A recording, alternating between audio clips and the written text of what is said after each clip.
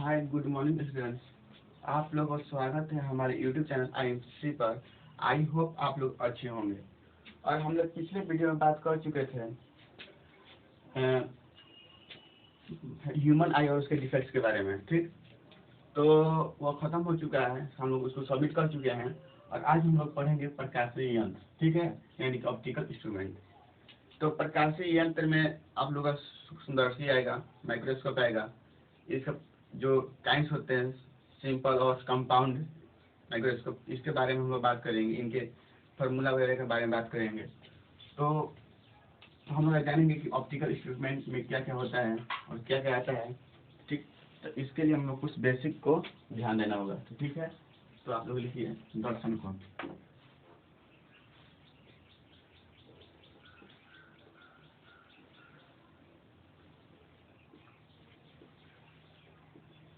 दर्शन कोण, visual angle.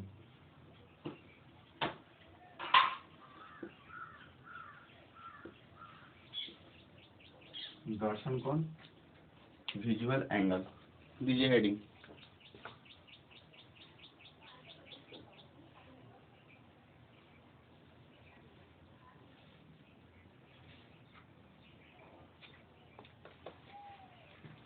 चलिए, हो गया होगा। दर्शन कोण, विजुअल एंगल, ठीक है। तो ध्यान से देखिएगा, दर्शन कोण किसको बोलते हैं, विजुअल एंगल किसको बोलते हैं। तो देखिए कि हमारे आँख, ठीक, अगर मान लेते हैं कोई वस्तु है, मान लेते हैं कि ये वस्तु है और ये वस्तु है, सपोज दैट ये वस्तु है और ये हमारे आई है, आँख है। तो ये वस्तु और आँख, जो ये हमारी आँख है, ये वस्तु के साथ जितने का कोण बनाता है उसी को ही दर्शन कोण कहते हैं। मान लेते हैं कोई वस्तु रखा है और हम उसको देख रहे हैं, तो हमारे आँख से वस्तु से जितने कोण बनेगा उसको हम क्या बोलेंगे, दर्शन कोण बोलेंगे। यानी कि आँख के द्वारा वस्तु के साथ जितने का कोण बनता है उसी कोण को हम लोग क्या बोलते हैं, दर्शन कोण बोलते हैं, ठीक है। तो आप लोग लिखिए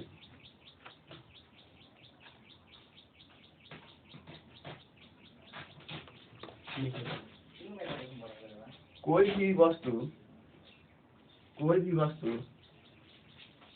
हमारे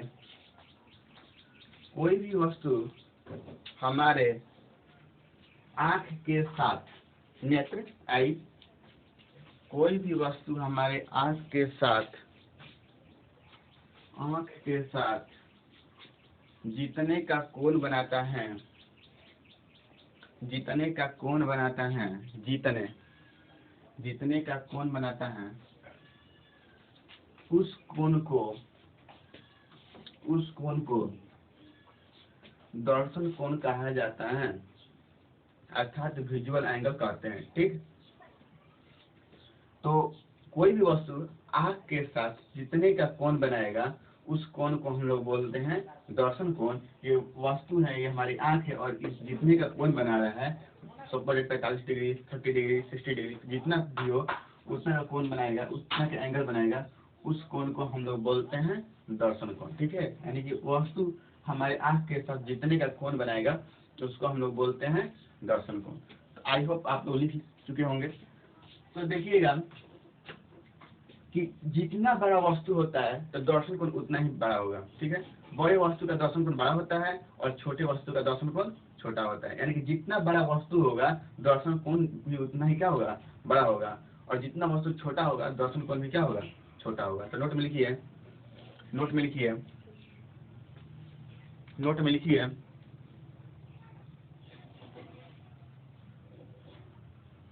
बड़ी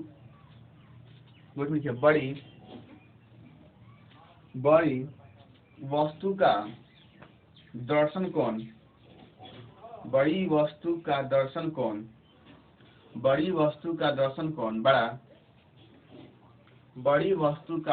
कोण, बड़ा, तथा छोटी वस्तु का दर्शन कोण छोटा होता है।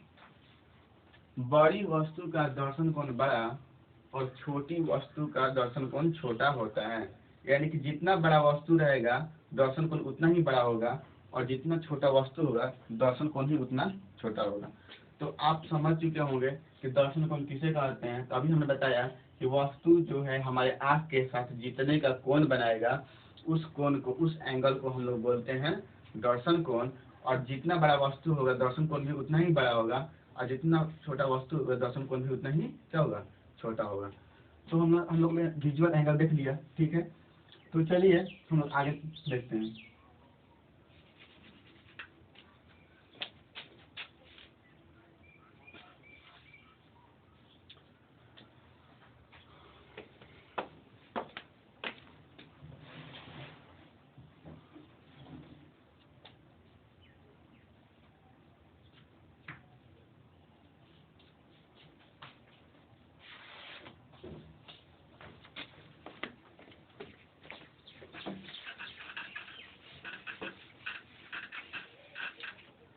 चलिए दर्शन कोण हो गया, अब हेडिंग दीजिएगा आगे। ठीक है, प्रकाशीय यंत्र की आवर्धन क्षमता। प्रकाशीय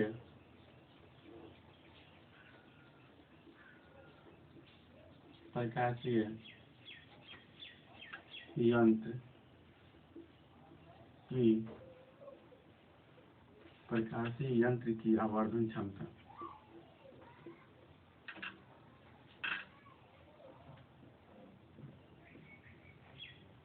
आवर्धन क्षमता। प्रकाशीय यंत्र की आवर्धन क्षमता, हेडिंग दीजिए, लिखिए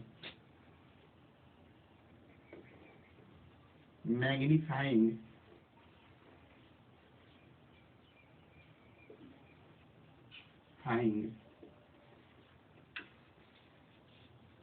power of optical instrument. Optical instrument.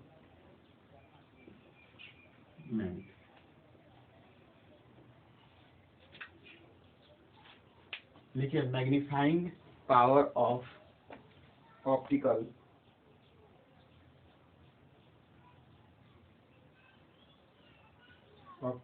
Instrument.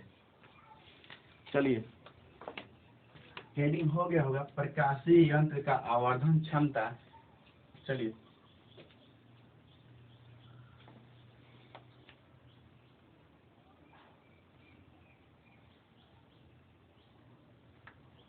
प्रकाशीय यंत्र का आवर्धन क्षमता हो गया होगा। चलिए देखिए कि प्रकाशीय यंत्र का मैग्नीफाइंग पावर का फॉर्मूला क्या होगा, हम लोग ध्यान से देखेंगे। तो देखिएगा प्रकाशीय यंत्र के द्वारा, ठीक है, प्रकाशीय यंत्र के द्वारा प्रतिबिंब, जो वस्तु का प्रतिबिंब बन रहा है उसका दर्शन कोण और वस्तु का दर्शन कोण के अनुपात को ही, रेशियो को ही हम लोग क्या बोलते हैं, प्रकाशीय यंत्र का आवर्धन क्षमता।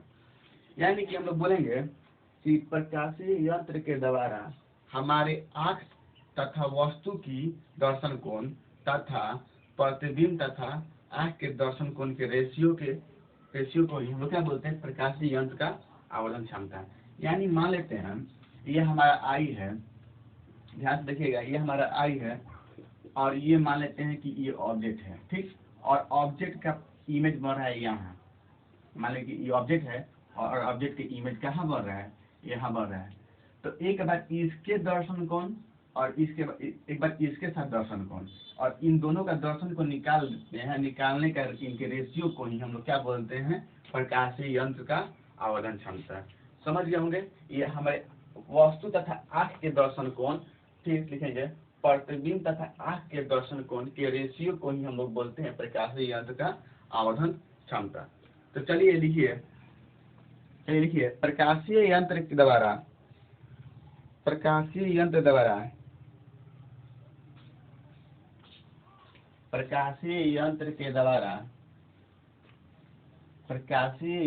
द्वारा बनाए गए बनाए गए प्रतिबिंब के साथ दर्शन कोण प्रकाशीय यंत्र द्वारा बनाए गए प्रतिबिंब के साथ प्रकाशीय यंत्र द्वारा बनाए गए प्रतिबिंब का आंख के साथ लिखिएगा। प्रकाशीय यंत्र द्वारा बनाए गए प्रतिबिंब का आंख के साथ दर्शन कोण तथा वस्तु द्वारा आंख के साथ दर्शन कोण के अनुपात को आवर्धन क्षमता कहा जाता है। फिर से एक बार बोल दे रहे हैं, आप लोग ध्यान से मिला लीजिएगा और लिख लीजिएगा। प्रकाशीय यंत्र द्वारा बनाए गए प्रतिबिंब का आंख के साथ दर्शन कोण तथा वस्तु द्वारा आंख के दर्शन कोण के अनुपात को प्रकाशीय यंत्र का आवर्धन क्षमता कहा जाता है। पैराग्राफ चेंज करके लिखिएगा। इसे एम से इंडिकेट करते हैं। कैपिटल एम लिखिएगा। इसे एम से इंडिकेट करते हैं। इसे एम से इंडिकेट किया जाता है। इसे एम से इंडिकेट करते हैं। इसे एम से सूचित किया जाता है। हो गया? तो चलिए नीचे लिखिए पैराग्राफ चेंज करके।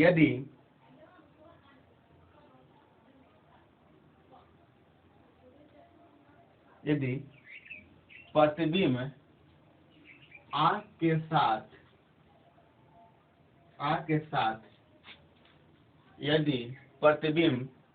के साथ बीटा दर्शन कोण बनाती हैं तथा वस्तु आंख के साथ अल्फा दर्शन कोण बनाती हैं। लिखिए अल्फा दर्शन कोण बनाती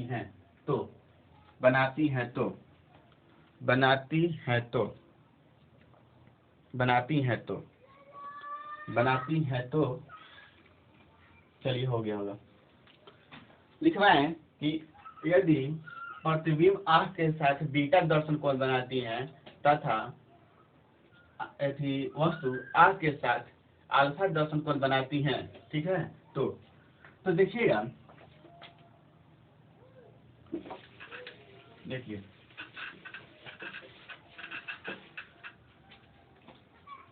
बनाती है तो देखिएगा आवर्धन क्षमता को हम किससे इंडिकेट करते हैं? मैग्नीफाइंग पावर को किससे इंडिकेट करते हैं? कैपिटल एम से। ये एम हो गया आप लोगों का। अब देखिएगा हम लिखवाए हैं अभी प्रकाशीय यंत्र का आवर्धन क्षमता में कि प्रकाशीय यंत्र द्वारा प्रतिबिंब का आंख के साथ दर्शन कोण। तो प्रतिबिंब का आंख के साथ दर्शन कोण को किससे इंडिकेट करते हैं? बीटा से। बहुत सुंदर, बीटा से। क्लियर? उसके बाद देखिएगा फिर हमने बोला था कि तथा वस्तु का आंख के साथ दर्शन कोण। तो वस्तु की आंख के साथ दर्शन कोण को कैसे इंडिकेट करते हैं? अल्फा से। अल्फा, यहाँ पर अल्फा हो गया। और इसके रेशियो के यानी इसके अनुपात को, इसको अनुपात बोलते हैं, इसको रेशियो को हम लोग क्या बोलेंगे? आवर्धन क्षमता। तो यानी कि फॉर्मूला हो जाएगा प्रकाशीय यंत्र का आवर्धन क्षमता का m = β/α। तो चलिए इसको कॉपी पे नोट कीजिए और इसको बॉक्स में पैक कर दीजिए। चलिए हो गया होगा। m = β/α, यही होता है प्रकाशीय यंत्र का आवर्धन क्षमता का फॉर्मूला। अब इस फॉर्मूला के द्वारा हम सरल सूक्ष्मदर्शी यानी सिंपल माइक्रोस्कोप, कंपाउंड माइक्रोस्कोप के बारे के आवर्धन क्षमता को हम क्या करेंगे? फाइंड करेंगे। ठीक, यानी इस फॉर्मूला के द्वारा क्या सिंपल माइक्रोस्कोप, कंपाउंड माइक्रोस्कोप का मैग्नीफाइंग पावर क्या करेंगे, फाइंड करेंगे। तो इसलिए फिर से इसको ध्यान से देख लीजिए। और फॉर्मूला यही होता है m = बीटा बाई अल्फा, यानी कि बीटा क्या है, बीटा जो है प्रतिबिंब का आंख के साथ दर्शन कोण, और अल्फा क्या है, वस्तु का आंख के साथ दर्शन कोण के रेशियो को ही हम लोग क्या बोलते हैं। ठीक, चलिए हो गया होगा। ये तो हमारा था, बहुत बेसिक था, हम लोग जान गए। ठीक, चलिए हम लोग टॉपिक चलते हैं। चलिए हेडिंग दीजिएगा सूक्ष्मदर्शी। क्या दीजिएगा, सूक्ष्मदर्शी, माइक्रोस्कोप।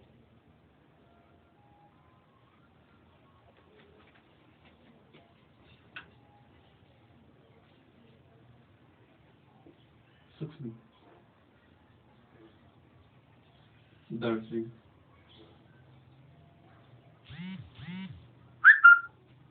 देखिए माइक्रोस्कोप।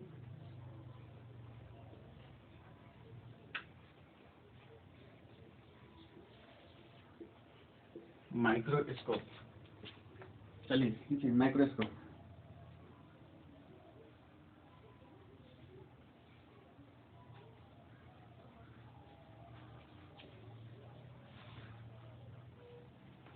चलिए सूक्ष्मदर्शी अर्थात हम बोलेंगे माइक्रोस्कोप।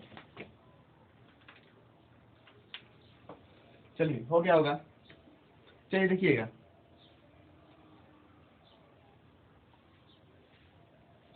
सूक्ष्म मतलब क्या होता है, सूक्ष्म मतलब होता है छोटा छोटा। क्या होता है, छोटा छोटा।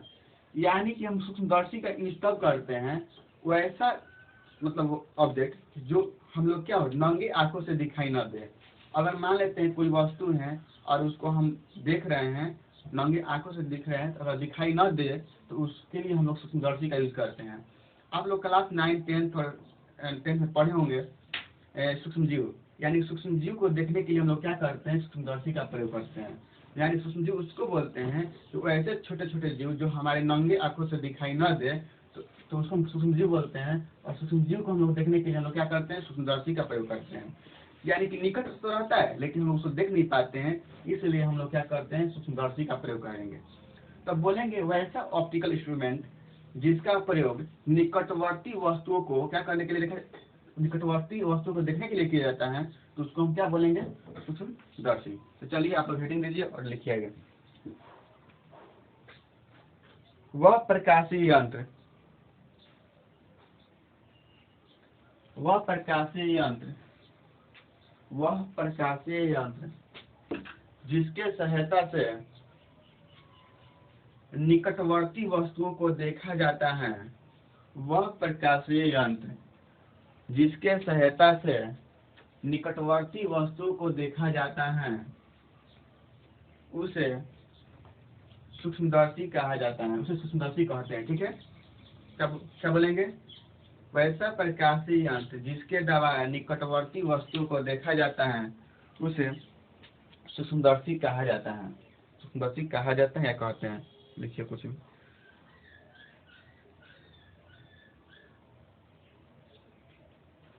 चलिए तो देखिए सूक्ष्मदर्शी जो होता है दो प्रकार का होता है, एक होता है सिंपल माइक्रोस्कोप और एक होता है कंपाउंड माइक्रोस्कोप। तो देखिएगा यह दो प्रकार का होता है। जो सूक्ष्मदर्शी होता है ये कितने प्रकार का होता है, इसका दो टाइप होता है। देखिए सूक्ष्मदर्शी जो सूक्ष्मदर्शी दो प्रकार के होता है, सूक्ष्मदर्शी दो प्रकार के होता है। पहला है सरल सूक्ष्मदर्शी, सरल सूक्ष्मदर्शी,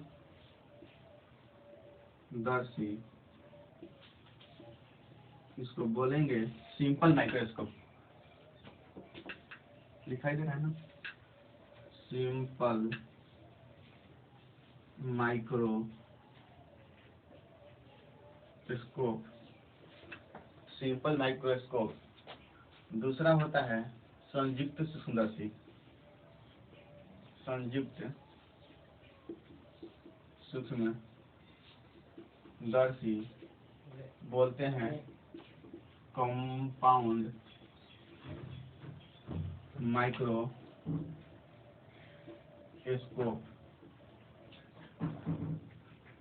देखिए सूक्ष्मदर्शी दो प्रकार होता है, एक होता है सरल सूक्ष्मदर्शी यानी सिंपल माइक्रोस्कोप, दूसरा होता है संयुक्त सूक्ष्मदर्शी, इसको बोलते हैं कंपाउंड माइक्रोस्कोप।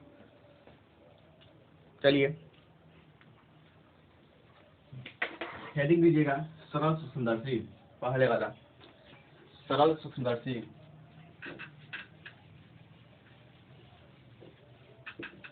हेडिंग दीजिएगा सरल सूक्ष्मदर्शी यानी सिंपल माइक्रोस्कोप, सिंपल माइक्रोस्कोप।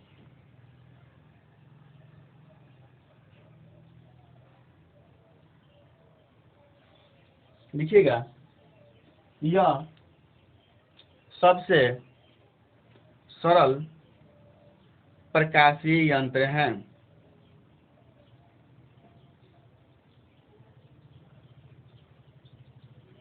यह सबसे सरल प्रकाशीय यंत्र है। देखिएगा इसकी रचना कैसी होती है, कि सबसे क्या होता है, सरल सूक्ष्मदर्शी होता है। तो देखिएगा इसका रचना कैसा होता है, इसका कंस्ट्रक्शन कैसा होता है। देखिए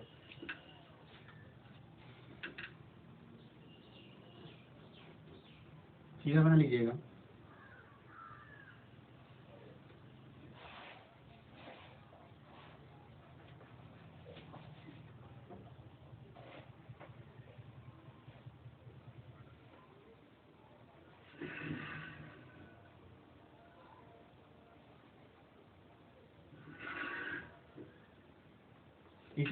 इसी तरह होता है, ठीक है। और आप लोग इसको देख चुके होंगे, ठीक है, ज्योमेट्री इंस्ट्रूमेंट में, ज्योमेट्री बॉक्स में। तो इसी में होता है, ऐसा होता है ना, तो इसी को हम बोलते हैं सरल सूक्ष्मदर्शी। बचपन में इसके साथ हम क्या करते थे, खेलते थे। तो चलिए इसको फिगर बनाइए। देखिए इसमें जो ये लेंस होता है, ये लेंस जो होता है उत्तल लेंस होता है। कौन सा लेंस होता है, उत्तल लेंस, यानी कॉन्वेक्स लेंस होता है, उत्तल लेंस। इसको कौन सा लेंस होता है, इसमें उत्तल लेंस। तो फिगर बनाइए।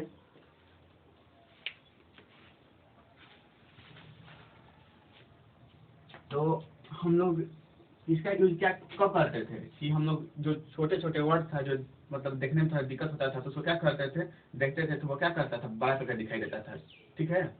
हम लोग देखे हैं ना, जब इसका यूज करते थे तो हम लोग छोटे छोटे वर्ड जो होते थे उसको अगर हम इसको देखते थे अपने आंखों के द्वारा, इसको प्रयोग यूज करके, तो क्या होता है, वो वर्ड बड़ा बड़ा दिखाई देता था। क्या होता था, बड़ा बड़ा वर्ड दिखाई देता था।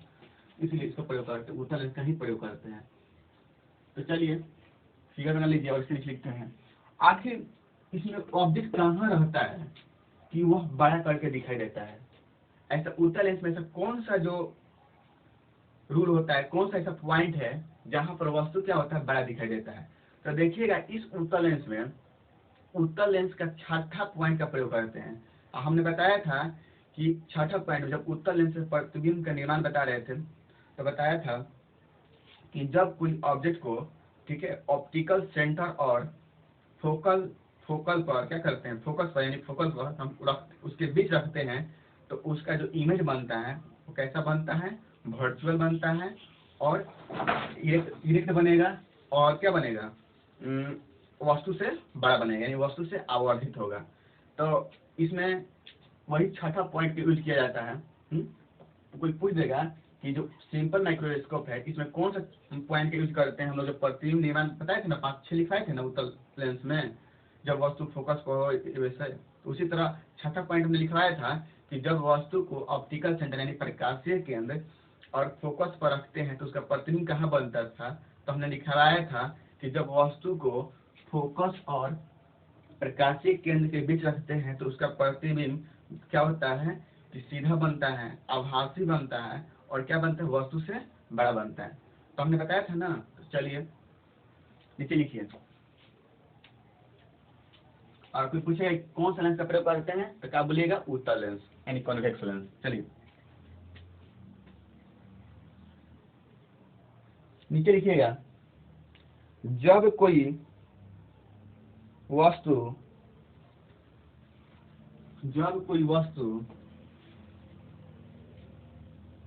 प्रकाशीय केंद्र यानी कि ऑप्टिकल सेंटर, उसको वो बोलते हैं, ध्रुवी कर सकते हैं, पोल। तो लिखिए, जब कोई भी वस्तु प्रकाशीय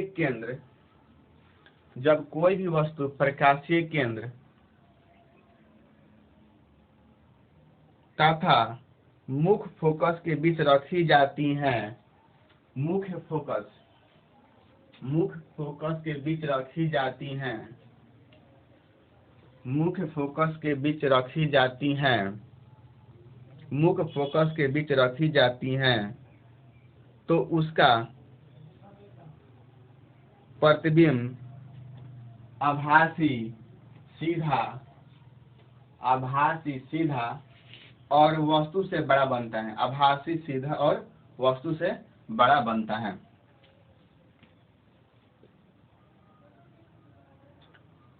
आभासी सीधा और बड़ा बनता है।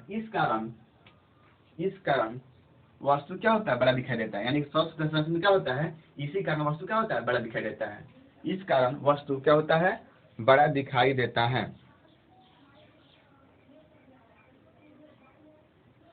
इसी गुण को ही, इसी गुण के कारण ही, इसी गुण के कारण ही, इसी गुण के कारण ही, इसी गुण के कारण ही उत्तल लेंस को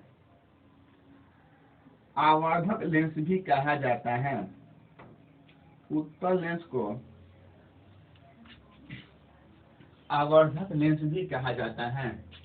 इसी गुण को, उत्तल लेंस को क्या बोलते हैं, आवर्धक लेंस भी कहा जाता है। ठीक है, तो ये ज्योमेट्री बॉक्स में आप लोग देखे होंगे बचपन में, इसके साथ आप लोग खेलते भी होंगे, तो आप लोग यही इसका यूज कब करते होंगे, छोटे छोटे वर्ड को क्या करने के लिए, बड़ा करने के लिए। ठीक है, तो इसमें हम वस्तु को वहां रखते हैं, कहाँ, प्रकाशीय केंद्र और मुख्य फोकस के बीच रखते हैं, तब इसका प्रतिबिंब क्या बनता है, आभासी बनता है, सीधा बनता है और वस्तु से बड़ा बनता है। और यही कारण से वस्तु क्या होता है, हमारा बड़ा दिखाई देता है। और उत्तल लेंस को हम लोग क्या बोलेंगे, आवर्धक लेंस भी। तो चलिए, हो गया। अब इसको हम देख सकते हैं। आगे देखिएगा, अब हमने बताया था कि सरल सूक्ष्मदर्शी यानी सिंपल माइक्रोस्कोप। तो सरल सूक्ष्मदर्शी का आवर्धन क्षमता का क्या फॉर्मूला होगा, क्या उसका व्यंजक होगा, उसको हम देखेंगे। तो हेडिंग दीजिएगा, सरल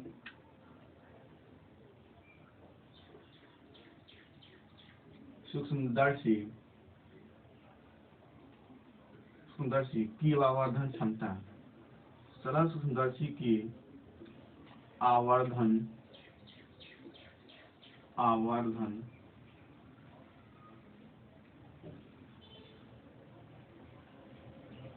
क्षमता, सरल सूक्ष्मदर्शी की आवर्धन क्षमता है, यानी कि बोलेंगे magnifying power of simple microscope, यानी सरल सूक्ष्मदर्शी का आवर्धन क्षमता, सरल सूक्ष्मदर्शी की आवर्धन क्षमता। तो चलिए हेडिंग दीजिए, फिर इस पर हम लोग बात करते हैं।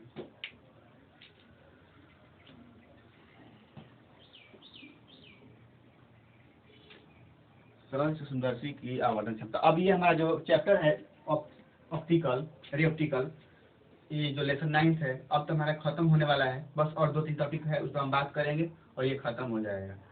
और अब आगे जो चैप्टर स्टार्ट करेंगे वो चैप्टर जो होगा 10। ठीक है, तो आप लोग ध्यान से देखिएगा और समझिएगा। और ये जो टॉपिक है हमारा सरल सूक्ष्मदर्शी की आवर्धन क्षमता, वीडियो क्या हो रहा है, थोड़ा लंबा जा रहा है, इसलिए इसको हम कल बनाएंगे। ठीक है, तो अभी जितना हमने पढ़ाया उसको रिविजन कर लीजिएगा। कहीं भी दिक्कत हो तो कमेंट बॉक्स में कमेंट कीजिए। और ठीक, तो इसको हम कल बात करेंगे। हेडिंग दे दीजिएगा सरल सूक्ष्मदर्शी का आवर्धन क्षमता, और ये हमारे कल का होगा। और आप लोग थोड़ा ध्यान दीजिएगा, पढ़िएगा, देखिएगा, कहीं मिलता है तो समझिएगा, और फिर तो कल हम समझिए करेंगे। ठीक है, आज के लिए इतना ही, बाय। ठीक।